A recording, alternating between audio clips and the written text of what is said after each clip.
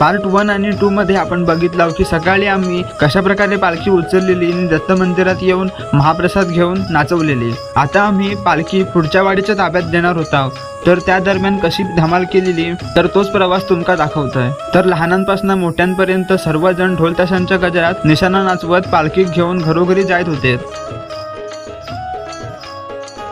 सर्वांनी आपल्या खळात छान छान रांगोळी काढलानी होती।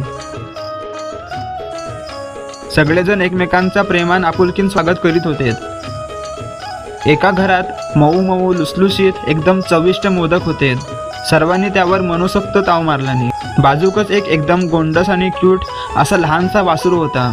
त्याका पण मोदक भरवलंय पण ता खाय नव्हता। ढोलाच्या आवाजान घाबरला होता ता। एका घरात विलायची काजू दिसले तर लगेच पोरांनी ते काढून फस्त केलानी।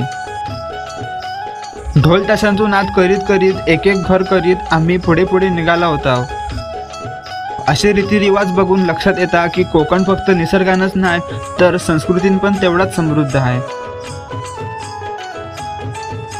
असो सर्व मजेशीर प्रवास करत करत कधी काळोख पडलो आमकाच समजला नाही। काळोख पडल्यावर गावकऱ्यांनी पालखीची रंगीबेरंगी तोरणा पेटवलानी।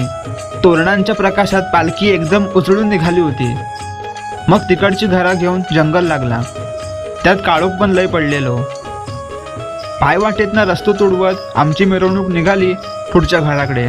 जंगल संपवून शेवटच्या घरात आला।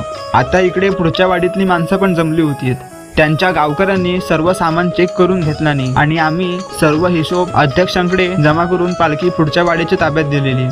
आज त्यांच्याकडे पालखी वस्तीत जाणार होती, तर देवाक निरोप देताना डोळ्यात पाणी आला होता। आता पुढच्या वर्षीपर्यंत त्यांच्या आगमनाची परत वाट बघत बसू। राधे राधे।